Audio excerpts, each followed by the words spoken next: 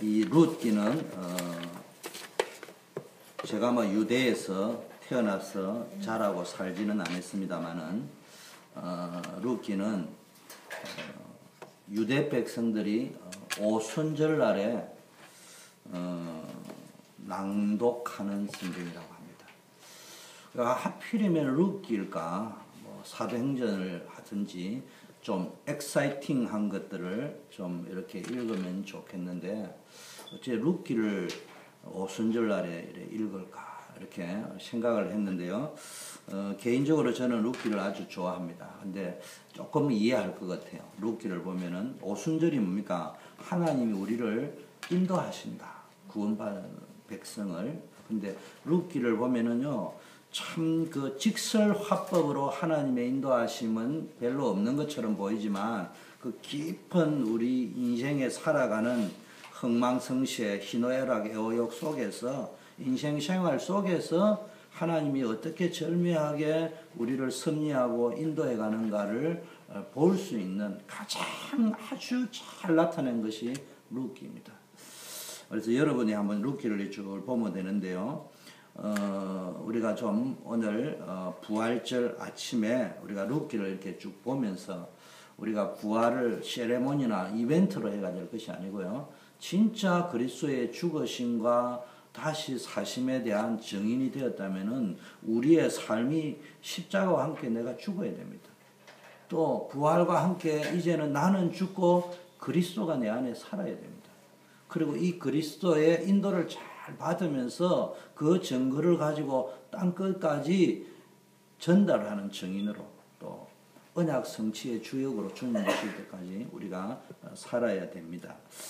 그래서 제일 중요한 건 룻기는요, 하나님의 중요한 시간표에 쓰임받는 사람의 히스토리가 전개되어지고 있습니다. 알다시피 여러분 기생 라합이 가나안에 입성할 때 정탐꾼을 숨겨둬서 하나님께 쓰임을 받았는데요. 이 기생 라합이 낳은 자식이 뭐냐 하면은 보아스라고 합니다. 근데 나중에 이 뭡니까 이방 여인이었던 이 룻이라는 사람이 쫄딱 망했는데 그 하나님을 섬기면서 하나님께 인도받아 와서 이 보아스와 결혼을 합니다. 그래서 나중에 룻기를 쭉 보면은 이분이 뭡니까 언약의 계보에 들어가서 뭡니까 다윗의 할아버지 되는 뭡니까 오벳을 낳습니다. 쉽게 말하면은 언약의 계보에게 절묘하게 이 라합과 룻이라는 이 역할이 들어가 있습니다. 그래서 여러분이 뭐니 해도 제일 축복받은 사람이 뭐냐? 하나님의 중요한 시간표에 쓰임받는 사람이 가장 복된 사람입니다. 룻기를 저는 개인적으로 좋아하는 거는요, 우리는 뭐든지 공식적으로 살려고 하는데요, 이게 절묘한 절제가 있고 숨겨져 있는 게 있습니다. 그런 것들이 있습니다. 이게 하나님이 전적인 은혜인데 또 가만히 보면은 또 인간 입장에서 뭔가를 한 게 있어요. 근데 또 딱히 보면 또 그게 인간이 뭘 했기 때문에 또 인도한 거는 또 아니요. 이게 이제 말하자면은 선을 딱 꺼낸 것이 아니고 이게 절묘하게. 그래서 어떤 의미에서는 신학이 필요한데요. 어떤 의미에서는 신학은 사람을 참 드라이하게 해요. 하나님의 인도라는 건 동전의 양면성과 같기 때문에 딱 이렇게 붙어 있어야 되는 것이지 분리를 시키는 순간에 이해는 쉬운데 그때부터 우리는 종교 속으로 들어가는 거예요. 하나님의 인도하심은 생명 그 자체거든요. 자, 그러려면은 중요한 시간표 속에 우리가 쓰임 받으려면은 먼저 중요한 시간표에 쓰임 받았던 사람들을 한번 살펴보면서 거기서 메시지를 캐치해야 되는데 가장 중요한 핵심은 중요한 시간표에 쓰임 받았던 사람은요 복음의 역사 속에 있었어요. 복음 운동의 역사, 언약 성취의 복음 운동의 언약 성취의 역사 속에. 성경에 보면 중요한 시간표에 쓰임 받았던 여자들의 이름이 나오는데요.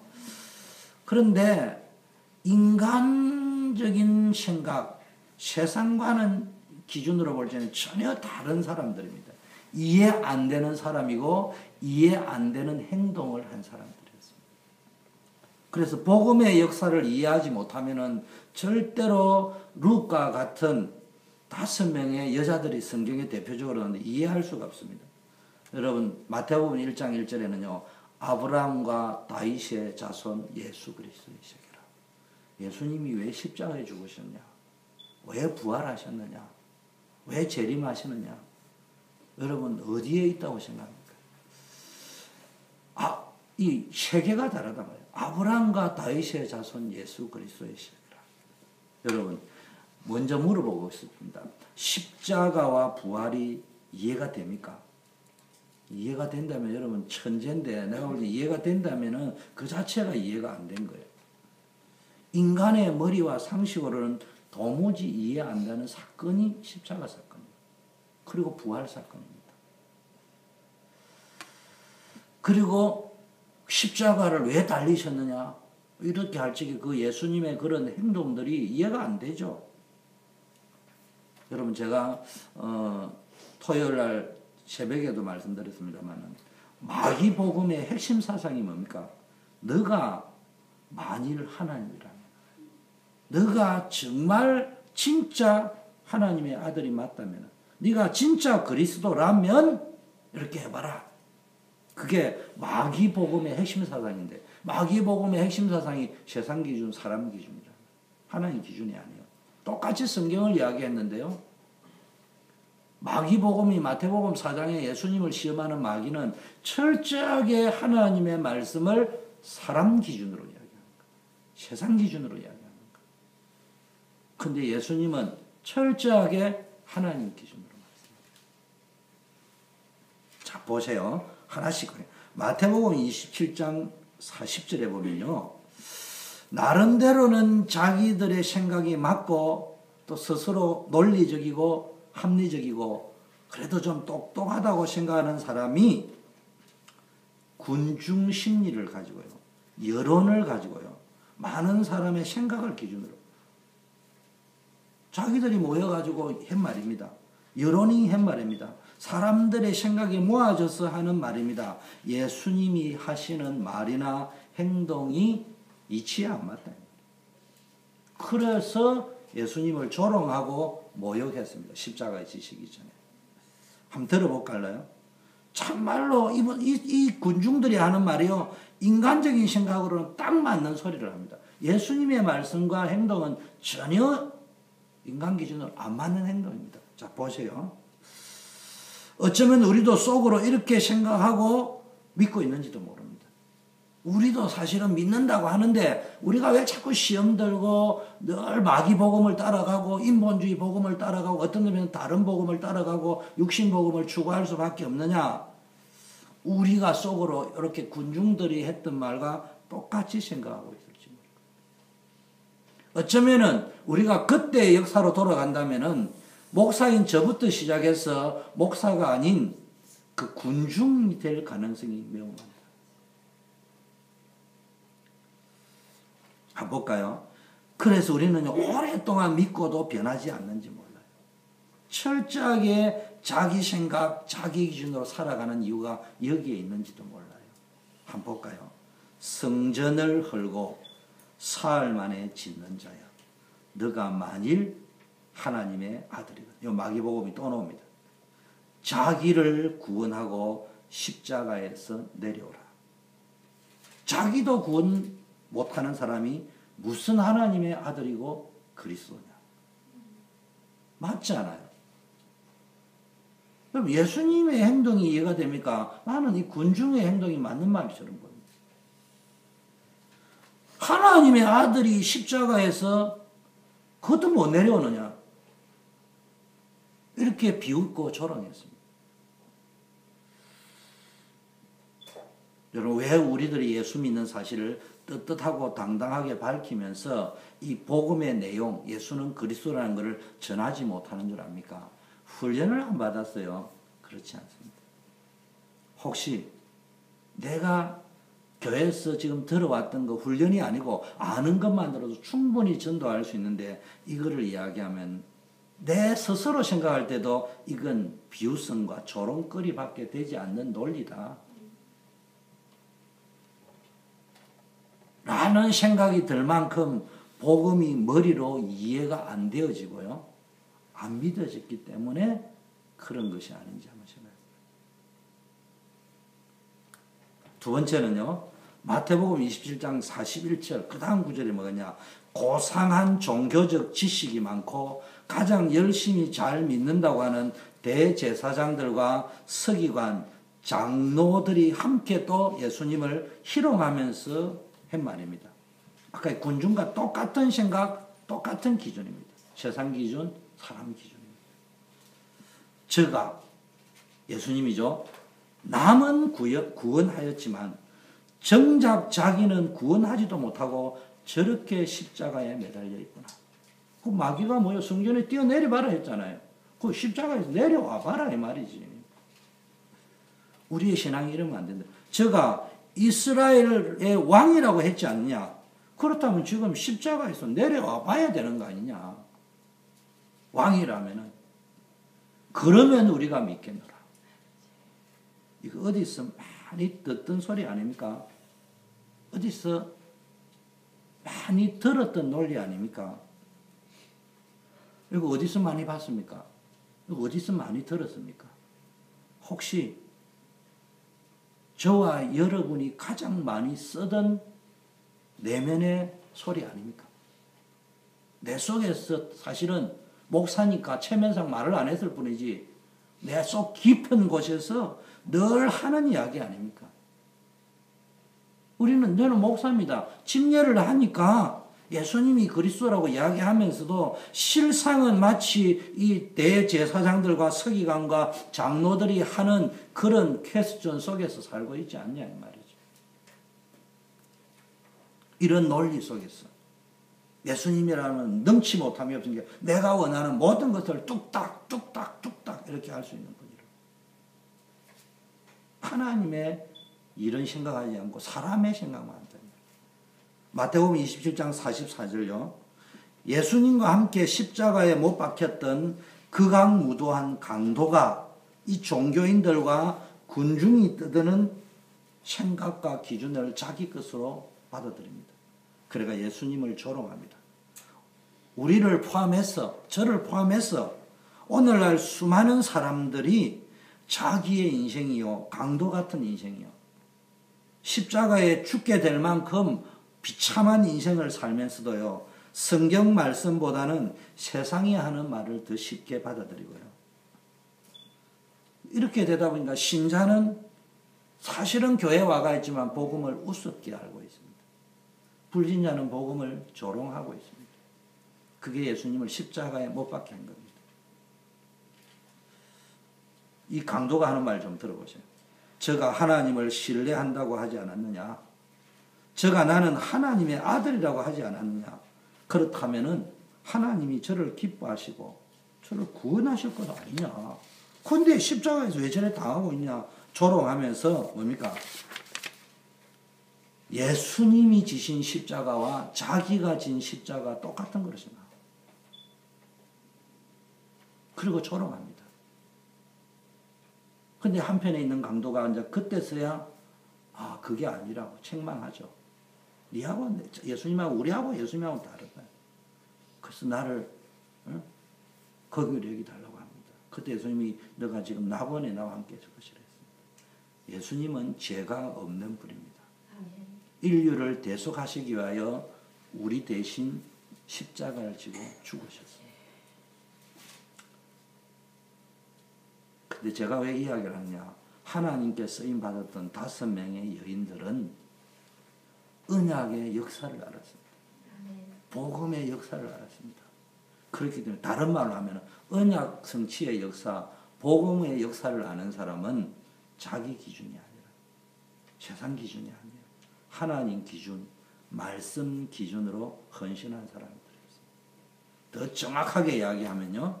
하나님께 쓰임받던 5명의 여인은 헌신이라는 단어를 쓰면 안 되죠. 사실은 뭘 써야 됩니까? 하나님의 은혜 속에 있었던 거죠. 이 사람들이 뭘 알고 헌신했는지 알지 못하고 헌신했는지 성경을 볼 적에 모르고 헌신했다 하기에는 그렇지 않은 것 같고 뭘 또 알고 헌신했다 하는 것도 볼지에도 이 사람들의 연약함을 볼지에 또 아닌 것 같고. 그러니까 이게 뭐 헌신을 했다 안 했다도 또 아니에요. 근데 제가 볼 때는 그 헌신이 그날 그때 그 자리에 있던 사람. 그게 은혜라는 거예요. 그래서 저는 두 가지로 첫째는 하나님의 은혜고 그 은혜로 언약이 성취되는 그날 그때 그 자리에 있었던 사람들. 그런 의미에서는 헌신이라고도 할 수 있고요. 또 어떤 의미에서는 헌신하기보다는 또 그 자리에 있게 된 것, 그날 그때 그 자리에 있는 것도 하나님의 은혜일 수 있죠. 요게 신앙생활입니다. 그래서 요게 룻기를 잃는 묘미입니다. 신학에 빠지지 않고요. 살아있는 그 상태로 하나님의 주제, 섭리, 인도 이런 걸 느낄 수 있는 것입니다. 느낄 수 있는 성경입니다. 자, 보세요. 다말이라는 여인이 나왔는데요. 여러분 알다시피 이 여자는 얼핏 보면 시아버지와 관계를 맺어서 쌍둥이를 낳았습니다. 얼핏 보면 음란한 여성처럼 보이지만은 사실은 메시아 언약 성취를 위해서 자신을 어떤 의미에서는 희생했다고도 볼 수 있습니다. 자칫 잘못하면 또 희생이 복음인 거예요. 그건 아니지만 그런 속에 들어 있습니다. 쉽게 말하면 오늘날 우리에게 적용하면은 복음과 복음 운동을 위하여 자신을 헌신한 여자입니다.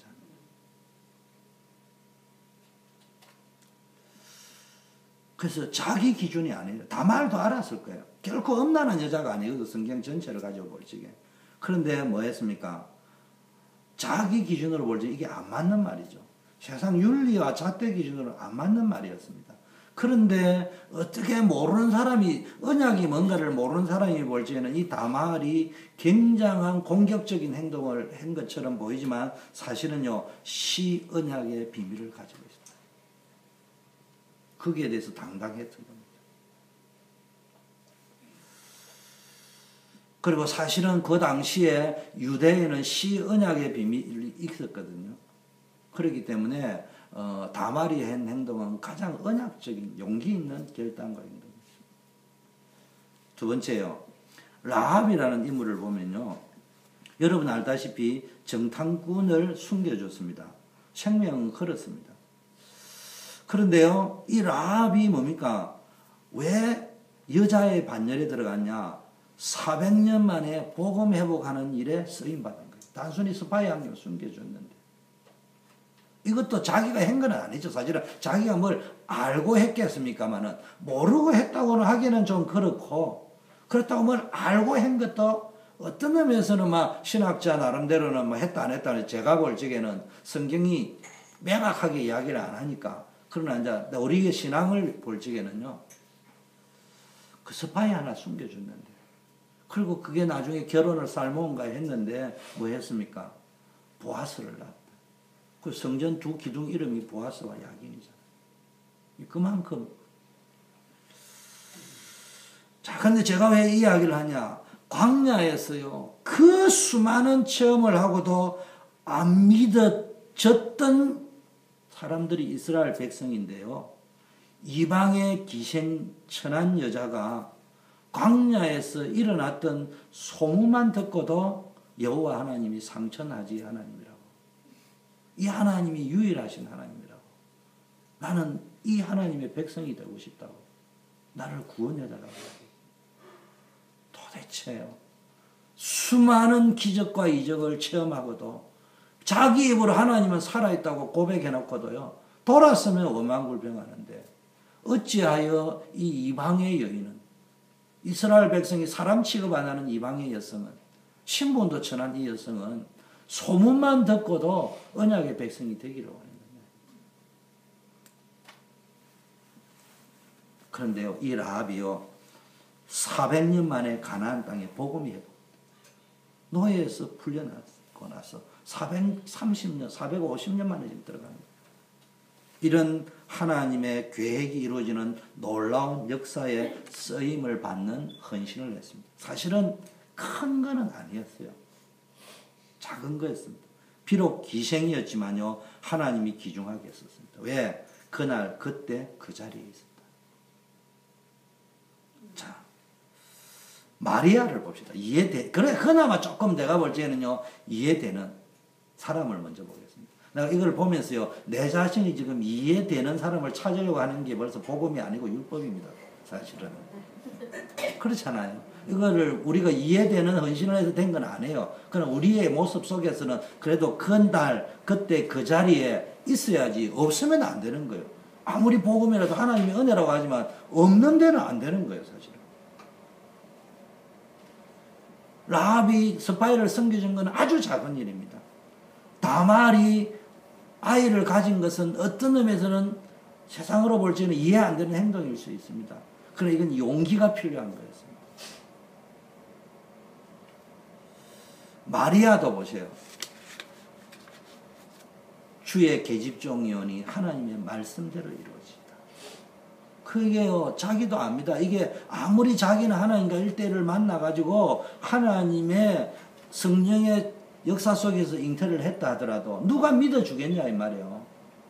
세상 사람들이 처녀가 잉태를 했다는데 자기는 구약의 메시아 언약의 성취 그게 자기에게 지금 이루어지고 있구나 이거를 믿고 있다 할지라도 누가 그거를 믿어주겠냐. 돌팔매를 당하면 죽을 수밖에 없습니다. 그래서 하나님의 말씀은 능치 못함이 없다 할지게 주여 주의 계집종이 나는 내가 아니고 하나님 것이오니 주의 말씀대로 이루어지라. 큰 헌신처럼 보이지만요. 또 그렇다고 해도 뭐 마리아가 또 뭐 완전히 생명 걸었겠냐. 질문할 적에도 또 한번 우리가 뭐 생각해 볼 거는 있을 수 있습니다. 그러나 중요한 것은 그에게 하나님의 은혜가 임했다는 거예요. 근데 그 은혜가 임할 적에 그가 그때 그 자리에서 신앙 고백을 했다는 거예요. 자, 그런데 가장 이해 안 되는 사람이 누구냐? 바세바입니다. 제가 아무리 뒤져봐도요. 딴 사람은 이해가 되는데요. 그래서 제가 바세바를 딱 보다가 하나님의 은혜다. 그러면서 내가 아직도 복음을 이야기하면서 내 관점은 철저하게 율법적이구나. 이 사람들한테 하나님께 쓰임 받아야 되는 근거를 찾고자 하는 내 시각이 얼핏 보면은 굉장히 똑똑한 목사처럼 보이지만 사실은 내가 아직도 율법이 있구나. 그래서 사실은 은혜입니다. 은혜지만 내가 지금 이야기하지만 우리가 은혜라고 하면서 싸구려 복음을 가질 수는 없잖아요. 값싼 복음. 루키 어디에도 내가 열심히 살아야 된다고 말은 한 적이 없습니다. 성실하게 살아야 된다고 한 적도 없습니다. 그런데 가만히 보니까요. 성실했습니다. 우리는 이야기합니다. 효부가 될 필요는 없다. 복음이다. 라고 이야기하지만 루키 어디에도 며느리가 악한 며느리가 아니었어요. 효부였습니다. 한번 생각을 해볼 수 있어요. 우리는 뭐 이렇게 오랫동안 복음운동을 하다 보니까 흑백 논리, 비교 화법에 굉장히 익숙해져 있습니다. 그러다 보니까 말을 극단적으로 해버립니다.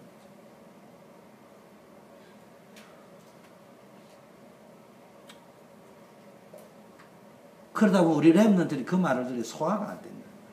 소화가 안 돼.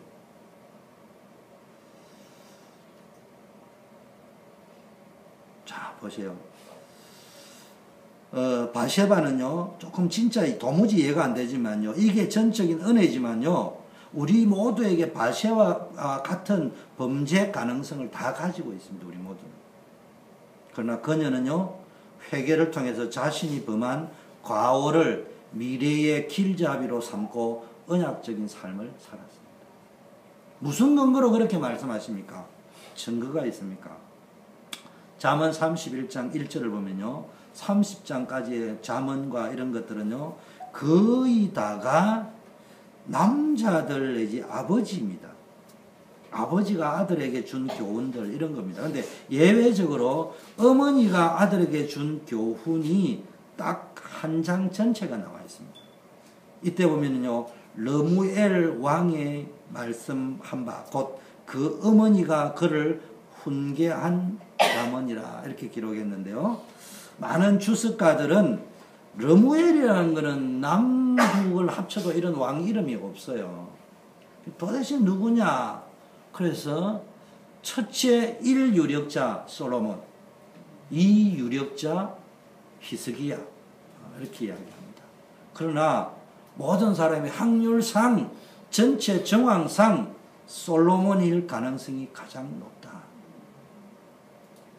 어차피 제 설교가 지금 은혜를 기준으로 하는 거기 때문에 뭐 의미가 없습니다, 사실은. 그리고 이걸 우리가 성경이 명확하게 말을 안 했는데 이게 솔로몬이다 히스기야라고 정의를 내릴 필요도 없지만 그러나 우리가 그날 그때 그 자리에 있기 위해서는 한번 점검해 보죠. 또 하나님의 은혜가 임하는데 그날 그때 그 자리에 내가 꼭 있어야 된다는 것도 틀린 말입니다. 그러나 중요한 것은 그 은혜가 임할 때 나에게는 우연처럼 보이는데 오늘 룻기에도 보이는데 우연히 있은 것처럼 보이는데 알고 보니 그 우연의 그날 그때 그 자리가 하나님의 은혜가 임해서 언약이 성취되는 자리. 그래 기도를 해야 됩니다. 그러면 신앙생활이요. 이런 묘미가 제가 이걸 룻기를 읽기 전에는요. 신앙생활 공식인 줄 알았어요. 주일 성수 꼭 해야 되고요. 10일 정도 잘 내야 되고요. 근데 이거를 알고 나니까요, 더 탄력성이 생겼어요. 탄력성이 생기니까 내도 되고 안 내도 되고가 아니고요, 더 많이 내게 되더라고요. 그게요. 훨씬 이렇게 살아있는 라이브 상태잖아요. 죽은 뭡니까? 고기를 퍼뜨는 수준이 아니고요, 살아있는 상태예요. 자, 보세요. 그렇다면은 솔로몬이라고 할 적에는 이 솔로몬 왕의 어머니 바세바가 기록한 것입니다. 전승에 의하면은 이 잠언은 애굽의 바로의 딸과 솔로몬이 성경의 역사서에 보면은 결혼을 합니다. 아마 정략적인 상황일 거예요. 그리고 정황을 볼 적에는 제가 볼 적에는 솔로몬이 눈이 뿅 애굽 딸에게 가서 결혼한 것 같지는 않습니다. 근데 여러 가지 그 당시에 정세가 솔로몬으로 하여금 또 성전도 지어야 되고 하니까 평화의 시대가 있어야 될 거 아니겠습니까? 그잖아요. 성전도 지으려고 사방에 쳐들어오면 어떡합니까? 그런 여러 가지 의미에서 제가 볼 때는 솔로몬이 어떤 의미에서는 자기 이익을 위한 정략적 결혼보다는 조금 앉아 그런 왕이니까 그런 거 있던 것 같아요. 열왕기 3장 1절에 보면은 솔로몬 애국왕 바로와 결혼하는 장면이 나오는데요. 어쨌든 이게 솔로몬의 결정적인 실수가 됩니다. 그런데 열왕기 기자는 솔로몬의 치적을 이야기하기 전에 막바로 1절에다가 애국 공주와 결혼했다. 이걸 적었습니다. 앞으로 실패할 가능성부터 먼저 적어놨습니다. 그리고 그 다음에 여러분 잘 나오는 것이 1000번째가 막바로 2절, 3절부터 나옵니다.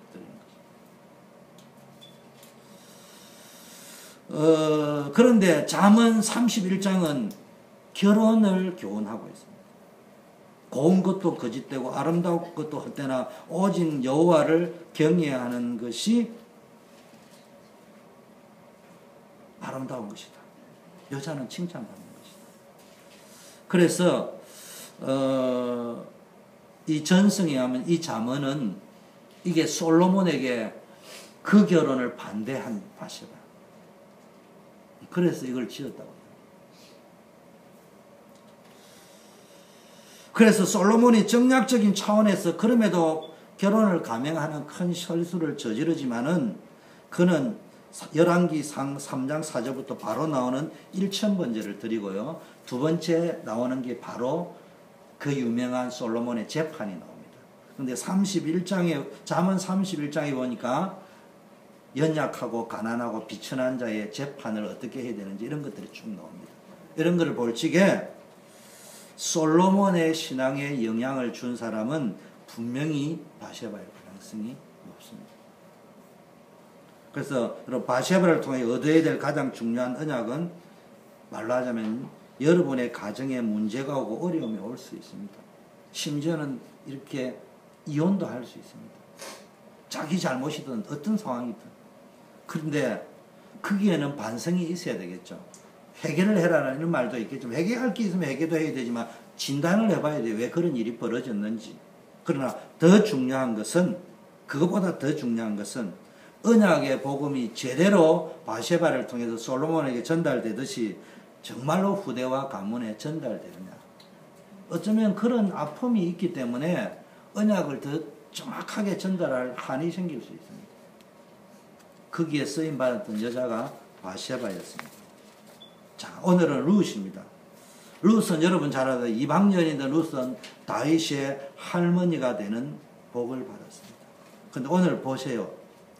룻기 1절이 어떻게 되냐. 사사들이 치리하던 때에 그 땅에 흉년이 들었다. 그럼 사사시대라는 말이 무슨 말입니까?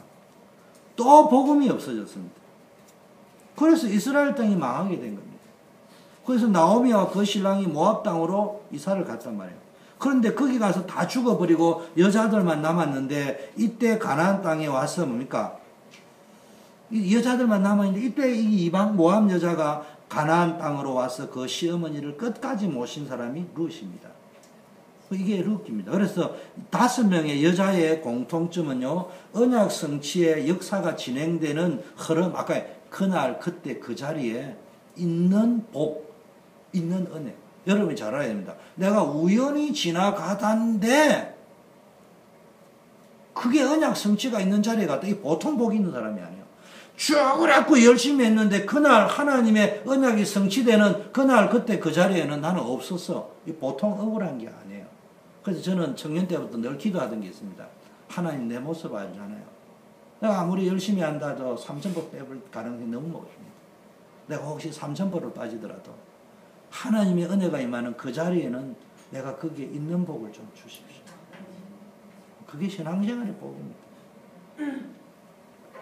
여러분 다 죄인이고 왕의 가문에 들어갈 수 없는 여자입니다.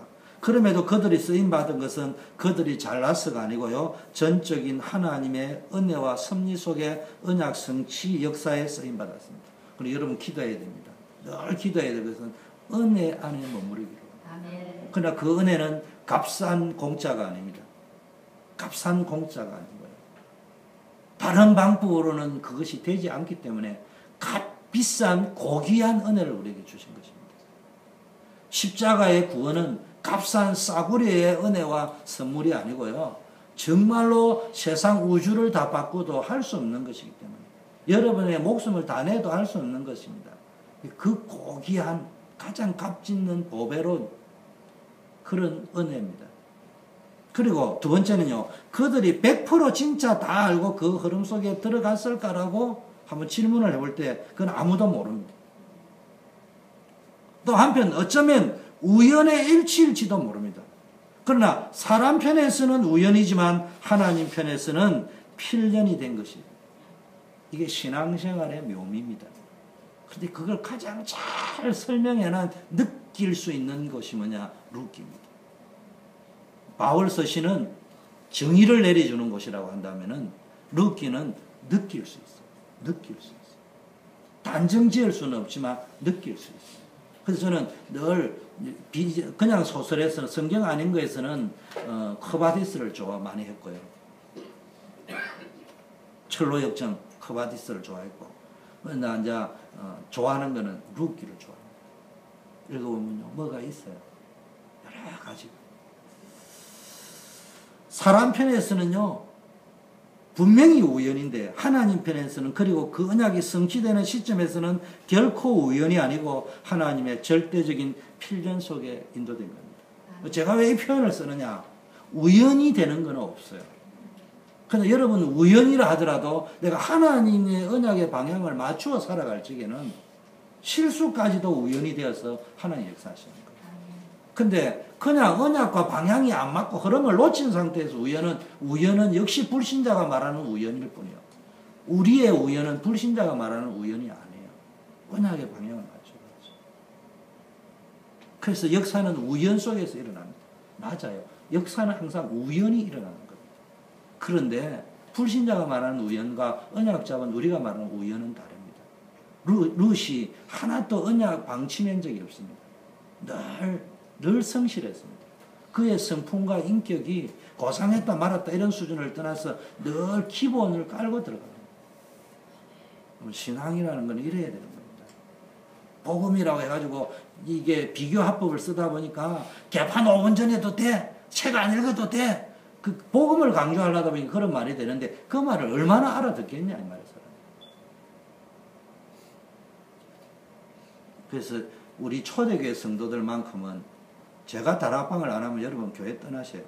그러나 다락방 제국주의자는 되지 마세요. 분명히 안에서 점검할 거는 점검하고 업그레이드 시킬 거는 업그레이드 시키면서 가요.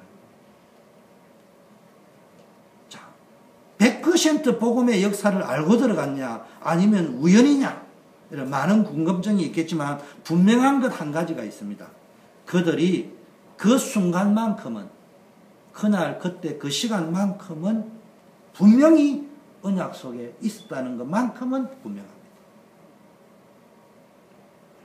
그러므로 제가 강조하고 싶은 것은 여러분의 오늘이 중요합니다. 현재가 중요합니다. 왜냐하면 여러분의 삶 속에 여러 가지 일 속에서 언제 무슨 일을 통하여 언약 성취의 역사가 일어날지 모르기 때문입니다. 심지어는 요셉이 노예로 팔려갔습니다. 억울하게 감옥에 갔기 때문에 케세라 세례를 할 수밖에 없는 상황인데도 불구하고 거기에서도 언약은 성취되었습니다. 그래서 우리는 늘 깨어 있어야 되는 거예요. 자꾸 다른 것에 속으면 안 돼요. 언약 성취, 복음 운동의 역사 속에 여러분의 삶이 들어있으면 가장 축복은 성경요, 창세기와 룻기를 읽어보세요. 캐치프레이즈 현수막 뜨고 언약 성취의 주역이 되자! 가자! 모여라! 초대교회 이름으로 그래가 성취된 사람이 없어요. 역사가 없어요. 그냥 살아가는 거예요. 언약을 가지고. 살아가는 속에서 역사가 일어난 것입니다. 다말이 메시아를 글쎄요. 이 메시아 시언약의 이야기는 들었지만 그 당시에는 그냥 그 유대인 사회의 어떤 언약 속에서 자기가 그 어떤 흐름을 가지고 전혀 몰랐다고는 할 수는 없겠지만 그렇다고 확실하게 뭘 알고 한 건 아닐 거예요. 그런데 그 작은 언약을 붙잡았는데 하나님 역사하셨어요. 여러분 많은 약점과 실수와 가오를 가지고 있던 사람이지만 중요한 순간에 결정적인 회개를 했습니다. 사람의 기준, 세상의 기준, 자기 기준을 다 내려놓은 복음의 역사를 아는 사람은요 기준이 다릅니다. 아브라함과 다윗의 자손 예수 그리스도였습니다. 하나님의 말씀이 언약 성취의 역사에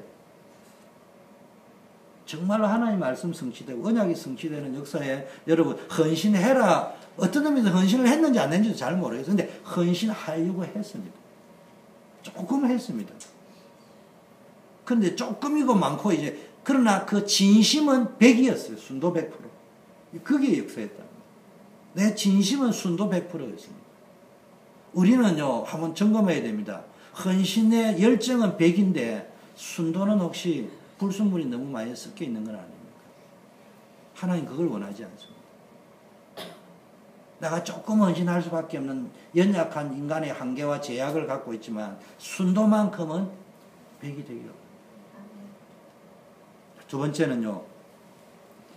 이제 룻이 들어가면요. 5명의 여인을 통해서는요. 이런 배경을 볼 적에 전적인 은혜지만 복음의 언약 성취 속에 있는 복을 누렸다. 은혜 중에서도요, 내가 우연히 은혜를 지나가는데 갑자기 이번에 만우절날 거짓말인 줄 알지만은 베팅을 했는데 뭡니까? BMW를 샀다. 이게 페이스북에 또 올랐더만. 그 우연처럼 보이는 것도 축복이듯이 우리가 마치 하나님께 그런 은혜 받는 것도 중요하지만 이왕이면 하나님의 언약이 성취되는 것이야. 그리스도의 언약이 실현되는 일에 내가 쓰임받는 우연이 있었다. 이거 보통 축복이 아니죠. 두 번째는요. 오늘 모압 여인인 룻이잖아요. 이거는 모압이 뭡니까? 이게 여러분 알잖아요. 롯의 두 딸이 아버지와 근친 상관을 해가지고 난 족속이 암몬 모압 족속입니다. 그러니까 주특기가 뭐예요? 엄란한 거예요. 그러니까 이스라엘 백성이 출애굽 할적에 출애굽기에 보니까 19장부터인가 25장까지 어마어마하게 19, 20, 21, 22, 23, 24 6장에 걸쳐서 이스라엘을 완전히 멸망케 만들어 가려고 하는 장이 되어 있는데 그게 쓰임받은 주역이 모압 족속입니다. 그런데요, 이 모압 땅에서요, 나오미의 남편과 룻의 남편 그리고 또 한 명의 며느리인 오르바의 남편이 다 죽어버려요. 쉽게 말하면 나오미의 남편과 두 자식이 다 죽어버렸어요. 절단 나버렸어요. 그러니까 이제 오르바는 자기 길로 갔는데 정확하게 성경을 잘 알아야 됩니다. 성경은 오르바는 어디로 갔다고요? 그의 백성과 그의 신들에게로 돌아갔다. 룻은 시어머니 나오미를 따라 나선 것처럼 보입니다. 분명히 따라 나섰는데 정확하게 1장 15절에 그는 나오미를 따라 나선 것이 아니고 하나님의 백성으로서 하나님을 따라 나섰다. 어머니의 백성이 나의 백성이 되고 어머니의 하나님이 나의 하나님이 될 것이다. 18절에 보니까 시어머니 나오미가 며느리 룻이 굳게 결심한 것을 보고 오르바에게라고 하는 며느리에게 말했던 것처럼 너의 백성, 너의 신에게 돌아가라는 말을 거쳤다. 제가 조금 말을 편집을 하면 그렇습니다. 무슨 말이냐? 단순히 효부로서 시어머니를 따라 나선 것은 아닙니다. 물론 거기에는 효부로서 따라 나선 것이 포함되어 있습니다. 그러나 이미 그는 하나님을 알았습니다. 누구를 통해서? 시어머니를 통해서. 하나님의 백성의 축복이 뭔가를 알았습니다. 복음의 역사를 알았습니다. 계대결혼, 시언약 있잖아요. 그 비밀도 알았습니다. 복음을 바로 이해하고 복음의 뿌리를 내렸단 말이에요. 그리고 이 사람이 누굽니까? 쫄딱 망한 시어머니를 따라 나섰습니다. 그럼에도 불구하고 그 하나님, 이 모압의 여자가 하나님을 고백한다는 건 보통이 아닙니다. 여러분, 그런데 문제는요, 모압 땅으로 갔다는 말이 무슨 말입니까?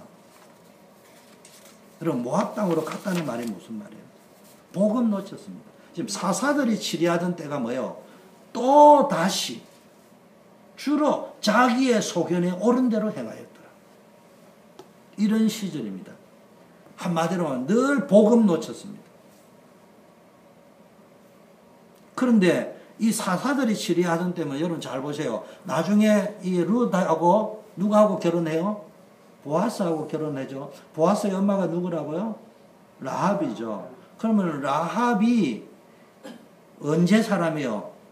가나안에 입성할 때 사람이죠. 그러면 이 룻기가 사사기의 속편입니다. 근데 이런 속에서도 이런 일이, 이런 백합화 같은 향기 나는 일이 있다. 요거를 속편으로 내놓은 거죠. 그럼 이게 언제냐? 최소한 사사기 중기 이전입니다. 중기 이후가 아니고. 그의 초입 쪽에 가깝습니다. 그러면은 지금 그러니까 엘리멜렉, 나오미의 남편, 엘리멜렉은요, 하나님은 나의 왕이시다. 이런 이름입니다. 나오미는 희락이고 행복이라는 말입니다. 그런데요, 이 사람들이 지금 뭡니까? 흉년이 되니까 어디로 가버렸느냐? 모압으로 갔습니다. 이게 뭐예요? 자기 소견에 옳은 대로. 여러분 21절에 보니까요. 증거 내놔라. 내가 풍족하게 나갔더니 이 사람들은 거부였습니다. 나중에 나오미가 돌아올 때 온 마을 사람이 다 나와 이 사람 나오미 아니냐 할지게요. 그 이름 속에는요. 얼마나 행복했으면 세상 사람들 행복자라고 희락이라고 붙여줬겠어요. 굉장한 부유한 사람이었습니다. 그런데 흉년이 조금 들었다고요. 이 문제의 원인이 뭔가를 빨리 따져보면서요. 그 앞으로 그 부분을 해결해야 되는데 아까 말 자기 기준으로 자기 생각이 옳은 대로 여러분 모압 지방으로 갔습니다. 뭘 몰랐습니까? 모압이 어딘지를 모른다는 거죠. 영적 감각이 전혀 없는 선택을 했다는 거예요. 그리고 거류했다. 뭐 했다는 말이에요? 관광 간 게 아니고요. 잠시 스테이하러 간 게 아니고요. 이미그레이션을 했다. 이민을 비자를 받아갔다. 미국 영주권을 받아서 모압 신드롬을 꿈꾸고 갔다. 모압 드림을 꿈꾸고 갔다. 거기서 다 죽었습니다. 근데 이 엘리멜렉이라는 이름이 하나님은 나의 왕이시다는데 어디 룻기를 읽어봐도요. 하나님을 왕 대접해 본 적이 없어요. 쫄딱 망했습니다. 다 죽었습니다. 여러분 괜히 미래 걱정 염려해가지고요 완전히 이 영적 문제 하나님 언장을 기다리면 되는데 그거를 못 기다려가지고 그리고 영적인 분별력이 있어야 되는데요. 여러분 모압에 여러분 이사 갔다고 문제 오는 게 아니에요. 여러분 이사를 간 게 문제가 아니고 중요한 거는 이사를 왜 갔냐 이 말이에요. 자기 소견에 오른 대로 그 염려에 빠져가지고 여러분 하나님이 복 주시는 사람은요 이상하게 기도를 하는 수준이 아니고 기도가 됩니다. 네. 이상하게 그렇습니다. 축복하기 전에는 기도가 저절로 돼요. 말씀이 이상하게 각인이 돼버린다니까. 그런데 반대로요 영적으로 큰 재앙이 임할 사람은요 이상하게 쓸데없는 염려와 두려움에 사로잡혀. 이게 흉년이 왔는데 내가 망하지는 않을까. 본질을 보는 눈은 없고요 자꾸 빨리 응급조치만 취하려고 합니다. 그래가지고 이제 모압에 가면은 모압은 좀 넓은 편 괜찮을 것 같아요. 자꾸 문제 옵니다. 이 암몬과 모압의 롯의 후손이니까 주로 뭘 배운 사람들입니까? 이런 스타일의 사람들입니다. 롯이 소돔 성에도 안 들어가고 유대 언약 인사이드도 안 들어오고요. 어디에 앉아 있었다고요? 소돔 고모라의 성문에 앉아 있었어요. 경계선 양다리 걸치기 하고 앉아 있었어요.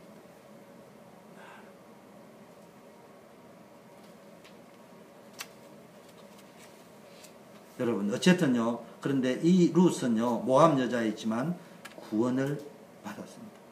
지금 시부모의 고백대로 완전 거짓 신세가 됐는데요.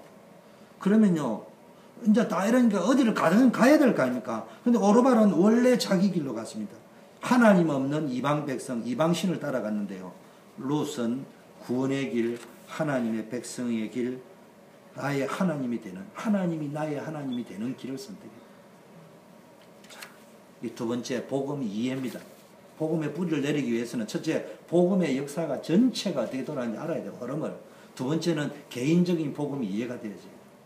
복음의 역사라는 것은 전체를 이야기하고요. 성경이 어떻게 돌아가는지 구속사거든. 그 다음에 개인적으로 거기에서 내 복음 나의 복음을 찾아내야 되고요. 세 번째는 나의 복음을 찾아냈다면은 복음의 삶이 나와야 됩니다. 삶을 만들어라는 게 아니고 나올 수밖에 복음이 들어가면은 열매 참감람나무에 젖붙임이 됐다면은 참감람나무 열매가 맺히는 거예요.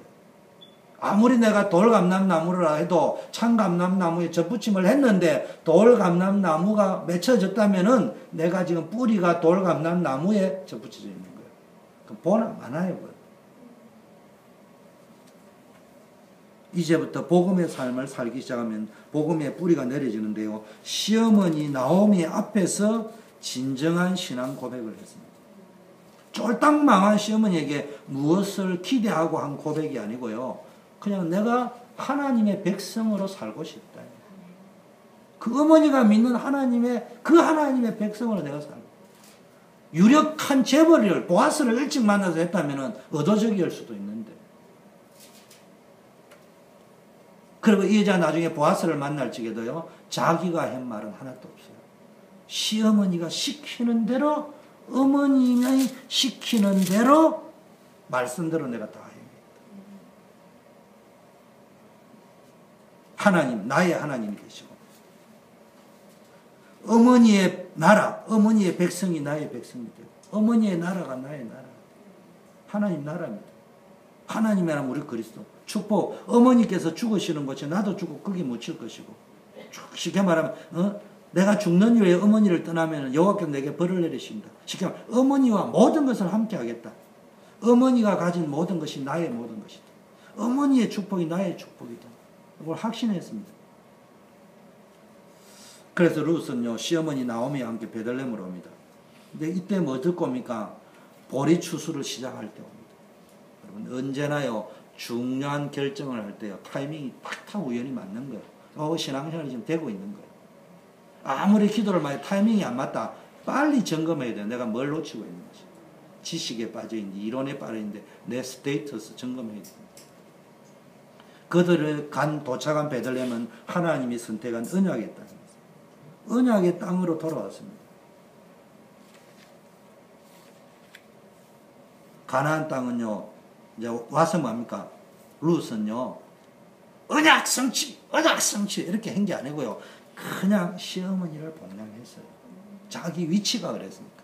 이걸 거꾸로 하면, 그냥 요셉이 감옥에 억울하게 갔지만, 거기서 그냥 자기가 할 수 있는 일을 했어요. 그거하고 똑같은 겁니다. 다른 거 하나도 아닙니다. 그냥 사람이 시어머니를 모시니까 시어머니를 모신 거예요. 이게 언약 가진 자의 삶이고 규모입니다. 딱히 뭐 삶을 갖출 필요도 없어요. 규모를 갖출 필요 없어요. 그냥 사람답게 그냥 사는 거예요. 그냥 내가 직장에 있으면 직장에 가는 거예요. 없으면은 없는 대로 집에서 주부로서 그냥 살아가는 거예요. 그런데요, 그가 이제 시어머니를 복양하려고 하니까요, 그냥 이삭 빼는 데 가가지고 이삭을 죽을 적에 가서 늘 겸손한 자세로 나를 이삭을 좀 죽게 해주세요. 그런데 성경에 보니까요, 아침부터 와서 잠시 집이라는데 타락할 적에 그 볕단에 있는 집 같은 거 있겠죠. 그게 잠깐 쉰 거 외에는 지금까지 계속하고 있다. 보통 성실한 게 아닙니다. 복음은 독해의 목망이가 아니에요. 그렇다고 룻이 내가 이삭 죽기를 열심히 하면 언약이 성취될 거다 이래가 한 것도 아니에요. 사실은 알고 보면은 그냥 어머니의 백성이고 어머니의 하나님 믿는 그 신앙 속에서 내게 주어진 일을 그냥 묵묵히 그냥 한 거예요. 보아스가 그에게 대답했습니다. 내 남편이 죽은 후로 네가 시어머니에 행한 것과 내 부모와 고국을 떠나기 전에 알지 못했던 백성에게 이런 일이 내게 분명히 알려있다. 잘 알아야 됩니다. 부모에게 효도한다고 축복받는 것은 아닙니다. 복음보다 앞서면 안 되는 것은 맞아요. 그러나 복음이 들어갔다면 또 그렇게 될 수밖에 없어요. 정상적으로 사는 거예요. 그러니까 이게 이제 나는 룻기를 보면요, 이게 신앙이다, 신앙이다. 딴 사람 말을 들으면 맞는 말인데, 설득력 있는 말인데, 그건 죽은 복음이에요. 룻기는 살아있는 복음, 느낄 수 있어요.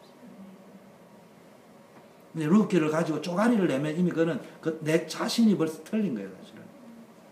2장 11절에 보니까요, 여호와께서 내게 행한 일에 보답하기를 원하며 이스라엘 하나님 여호와께서 그의 날개 아래 보호받으러 온 내게 온전한 상 주기를 원하노라. 지금 뭐 했다는 말이에요? 지금 이런 보아스도 이런 축복을 했지만 룻이 뭐로 온 거요? 여호와의 백성이 되어서 여호와의 날개 아래 보호를 받기 위해서 아무 힘도 없는 나오미를 따라왔는데 이해 안 되지만 그게 있었단 말이에요. 그래서 이 룻이 축복받은 거예요. 자, 그러고 나니까 뭐가 옵니까? 그 유명한 보아스와의 만남의 축복이 이루어집니다. 우연이라는 단어가 있습니다. 우연이라는 단어. 3절에 보니까요. 근데 룻이 시어머니에게 했는데 내가 누구에게 은혜를 입으면 그 사람을 따라가서 이삭을 죽겠다 하고 가서 좀 부탁을 겸손하게 이삭을 좀 주어도 되겠습니까? 하고 갔는데 그 밭에 마침 보아스도 없었는데 나중에 보니까 보아스가 주인인 밭이었다. 우연히. 그래서 신앙생활은요, 제가 생각할 때는요, 그래서 저는 룻기를 읽으면 나에게 하나님 우연히의 축복을 좀 주십시오. 근데 그 우연히의 축복을 누리려면 내 영적 상태가 다 깨어 있어요. 그 하나님의 우연은 언제가 우연이 될지 몰라요.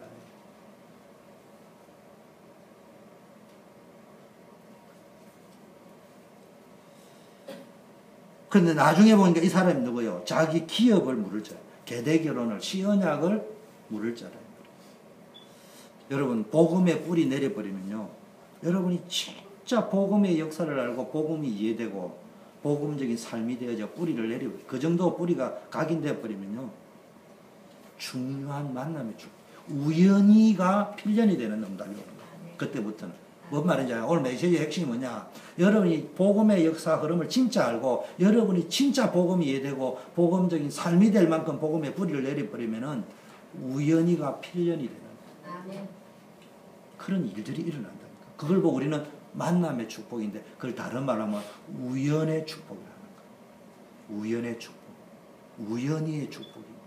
그래서 신앙생활 응답 제일 잘 받는 사람 알고 보면 우연히의 축복이에요. 근데 저부터 시작해서 간증을 할 적에는 그 우연히를 이야기 안 하고 마치 내가 언제 어느 모시를 알고 그렇게 기도했노라, 그렇게 뭘 헌신했노라, 자꾸 그 이야기를 하니까 은혜는 되는데 여러분이 자꾸 착하게 빠지는 거지. 사실은 정확하게 해야 됩니다.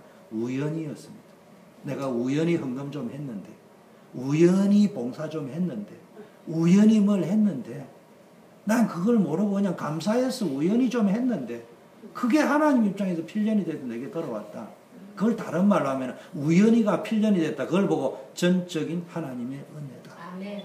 그걸 이야기하는 거예요. 그래서 여러분 렘넌트도 기도하고요.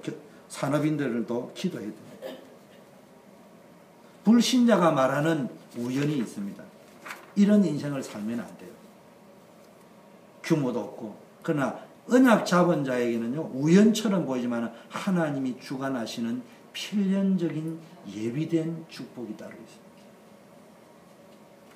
그래서 이걸 제일 잘 누린 사람이 요셉이기도 하지만 성경에 가장 잘 누린 사람이 누구냐? 다윗이에요. 하나님이 다윗을 어디에서 왕으로 선택했다고요? 양치는 목동의 현장이었어요. 우연의 현장이었어요. 우연히 그걸 할 수밖에 없는 입장이었어요. 그냥 우연히 했는데 그 우연의 양치는 일을 그냥 묵묵히 하나님 앞에서 감사하면서 감당했어요. 근데 하나님이 거기서 보고 다윗을 내 마음에 합한 자라고 불렀어요. 여러분, 불신자의 우연이 되면 안 돼요. 그러나 신자의 우연을 보고 그걸 보고 은혜라고 하는 겁니다. 은혜라는 단어와 우연이라는 차이는 이런 겁니다. 은혜라는 단어는 그냥 정적인 단어예요. 시간과 장소가 없는 단어입니다. 근데 우연이라는 단어는 그날, 그때, 그 자리라는 게 포함되어 있는 거예요. 그 차이일 뿐이지, 알고 보면은 우연이라는 단어와 하나님의 은혜라는 단어는 같은 단어예요. 근데 내가 불신자의 우연 속에 들어있을 것이냐, 정말로 구원받은 하나님의 백성의 우연 속에 들어가 있는 삶을 살 것인가. 그런데 이 우연의 축복을 누리는데요, 룻기를 보세요. 룻이 바람 나가지고 움직인 적이 없어요. 여기 오니까 웬 남자들이, 이야, 여기 다르네, 때깔이 다르네, 이렇게 움직여가지고요, 보아스에 간 적이 없어요. 지금부터 작전 개시 50일, 이래 한 적이 없다니까. 오히려 뭐라고 이야기했냐면요, 네가 가난할 때건 부할 때건 젊은 자를 따르지 아니했으면, 이걸 이렇게 부드럽게 보아스가 이야기했는데, 정확하게 하면 네가 바람이 날만 한데 남자를 찾으러 다니지 아니하고, 네가 현숙한 여자인 줄 나를 포함해 이 모든 성읍 사람이 다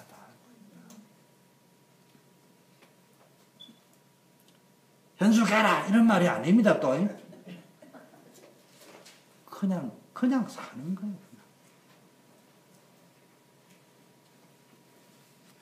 그런데요, 이게 되어졌습니다. 근데 이 보아스는 어떤 축복을 누리냐? 간단하게 이것만 이야기하겠습니다. 이제 보아스와 룻이 결혼하는데요, 모함 여자지만 시언약 계대 결혼이라는 걸 알았고요, 보아스도 계대 결혼이 뭔 줄 알았습니다. 근데 이게 이제 여자의 입장에서는 윤리, 도덕 이런 비판 모르는 사람이 볼지 그럴 수 있잖아요. 세상 풍속을 볼지. 그걸 감수해야 돼요. 다말 같은 경우에는. 그런데 남자의 경우에는 어떤 문제가 있냐면요, 이 씨를 가져봐야 내게 안 되는 거예요. 여기 지금 보아스를 통해서 나왔다고 할 적에는 그냥 언약의 흐름을 누구를 통해서 그날 그때 거기에 쓰임받은 사람이 누구냐고 할지 조상 이름을 보아스라고 넣어놓은 거지, 지금 룻과 보아스가 결혼하면은 그 자식은 보아스의 자식이 아니고 누구의 자식이 되느냐? 말론의 자식이 되는 거예요. 무슨 말인지 알겠어요? 그리고 그 말론의 재산을 내가 오늘 성경에 보니까 사야 되는 거예요. 그래서 그 기업 물을 사람이 뭐라고 이야기했습니까? 나중에 내 기업에 손해가 있을까요? 나는 물지 않겠다. 그래서 그 다음 차례인 보아스가 내가 손해를 감수하겠다. 여러분, 언약 성취의 이익 손해 따지면 안 돼요. 너무 민감하면 안 돼요. 아브라함이 막벨라 굴을 얻을 적에요, 사라를 위해서 살 적에요, 너무 신앙생활을 잘하니까 우리하고 네 사이에 그래야 필요가 있겠나? 다 줄게. 그때 중가를 줬다. 영어로 full price를 다 줬다. 우리는 간절거리 있습니다. 내가 있잖아요. 막 교회 뭐 하려 하는데요. 그 사람이 팍 깎아줬어요. 그게 싸구려 복음에 익숙해 있는 체질이라서 그래요. 풀 프라이스를 다 주세요. 여러분, 우리 때문에, 우리 교회 여러분 잘 알아요. 중직자들이, 우리 재정부장님은 안 계시면 여러분이 여론을 잘 잡아야 됩니다. 우리 교회를 건축할 적에, 건축하는 사람이 우리 때문에 돈을 버려야 되지. 얼렁뚱땅 거짓말 하도록 로 보텀 프라이스를 주고 해가 되겠습니까? 그 정도 자부심은 있어야 될 거 아니에요, 우리 자가. 싼 게 비지떡이다. 그 세상 이론 말고 한번 생각해 봐야 됩니다. 하나님이 죽었습니다. 그래서 제가 너무 강조해버리면 안 되기 때문에 밑에서는 항상 내가 흘러가는 대로 합니다. 그래서 강대상에 올라왔을 때가 제가 진심입니다. 좀 잘 생각을 해보세요.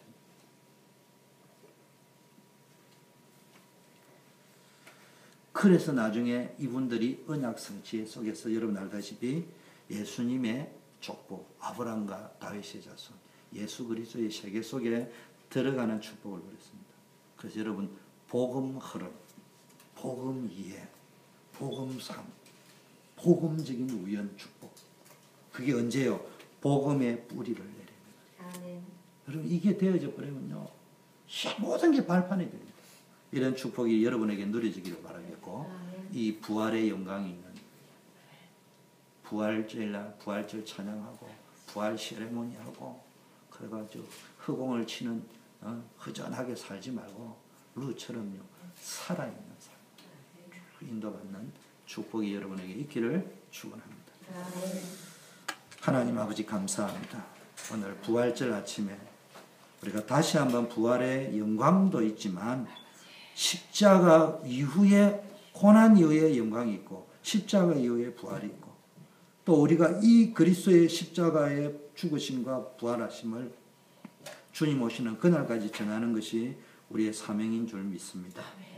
떠들고 설치는 사명이 아니라 룻처럼 자기에게 주어져 있는 인생 속에서 하나님의 백성이 되기를 원하고 하나님의 날개 아래 머물기를 원하면서 살아갈 적에 우연처럼 보였지만 그것이 하나님의 언약 성취되는 필연적인 축복이 되는 축복을 누리게 하시고 그 시간표 속에 그날 그때 그 자리에 있는 복을 우리에게 허락해 주셔서 천국에 갔는데 나는 몰랐는데 천국의 기록에 보니까 너가 그날 그때 그 자리에 있었노라고 놀라울 수 있는 우리가 이 땅에서 예수님을 믿고 구원받은 것도 너무 감격스러운데 천국에 들어갔을 적에 더 큰 충격에 빠질 수 있을 만큼 너가 그날 그때 그 자리에 있었노라고 주님 나는 그때 아무 생각이 없었습니다. 단지 주님의 백성이 되고 싶었고 주의 날개 아래 있고 싶었지만 그게 이렇게도 귀한 것이었는지 저는 몰랐습니다. 나는 은혜 받은 줄 알고 은혜를 찬양했지만 하나님의 은혜가 이렇게 청량할 수 없는 것인 것을 미처 몰랐다고 고백할 수밖에 없는 그래 천국의 입성의 시간이 되어질 수 있을 만큼 은약을 누린 자들이 되게 하옵소서. 예수 그리스도 이름으로 기도드립니다. 만왕의 왕이신 예수 그리스도의 은혜와 하나님 아버지의 사랑하심과 성령님의 교통 충만 역사하심 오늘 하나님의 은혜 속에 있는 루시의 삶을 통해서 우리의 신앙생활을 점검하면서 어떤 전도자의 삶을 살아야 될 것인지를 결단하고 돌아가는 우리 모든 오픈 예배 나온 성도님들 위해 사업장 위에 삶의 현장 위에 이제부터 영원까지 함께 계실지어다. 아멘.